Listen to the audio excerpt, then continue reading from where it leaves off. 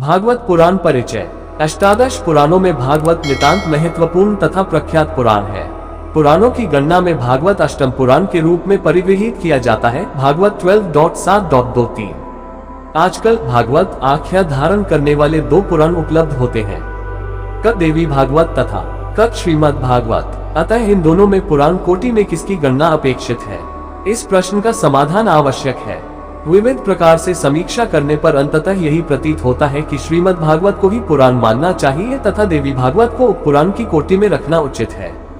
श्रीमद् भागवत देवी भागवत के स्वरूप निर्देश के विषय में मौन है, परंतु देवी भागवत की गणना उपपुराणों के अंतर्गत करता है 1.3.16 तथा अपने आप को पुराणों के अंतर्गत देवी भाग पंचम स्कंध में वर्णित भुवन को श्रीमद् भागवत के पंचम स्कंध में प्रस्तुत इस विषय का अक्षरश अनुकरण करता है। श्री भागवत में भारतवर्ष की महिमा के प्रतिपादक 8वां श्लोक 5.9.21-28 देवी भागवत में अक्षराश उसी क्रम में उद्धृत है 8.1.22-29। दोनों के वर्णनों में अंतर इतना ही है कि श्रीमद् भागवत जहां वैज्ञानिक विषय के विवरण के निमित्त गद्य का नैसर्गिक माध्यम पकड़ता है, वहां विशिष्टता के प्रदर्शनार्थ देवी भागवत पद्य के कृत्रिम माध्यम का प्रयोग करता है।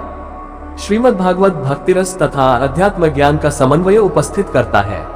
भागवत निगमकल्पतरु का स्वयं फल माना जाता है, जिसे नैष्ठिक ब्रह्मचारी तथा ब्रह्मज्ञानी महर्षि शुक ने अपनी मधुर वाणी से संयुक्त कर अमृतमय बना डाला है। भागवत में 18,000 श्लोक, 335 अध्याय तथा 12 स्कंध हैं। इसके विभिन्न स्कंधों में विष्णु के लीलावतारों का वर्णन बड़ी सुकुमार भाषा में किया गया है, परंतु भगवान कृष्ण की ललित लीलाओं का विशद विवरण प्रस्तुत करने वाला दशम स्कंध भागवत का हृदय है। अन्य पुराणों में जैसे विष्णु पुराण पंचम अंश ब्रह्मवैवर्तम कृष्ण जन्म खंड आदि में भी कृष्ण का चरित्र निबद्ध है, परंतु दशम स्कंध में लीला पुरुषोत्तम का चरित्र जितनी मधुर भाषा, कोमल पद विन्यास तथा भक्तिरस से आप्लुत होकर वर्णित है, वह अद्वितीय है। रास पंचाध्यायी 10.29-33 अध्यात्म तथा साहित्य उभय दृष्टियों से काव्य जगत में एक अनूठी वस्तु है।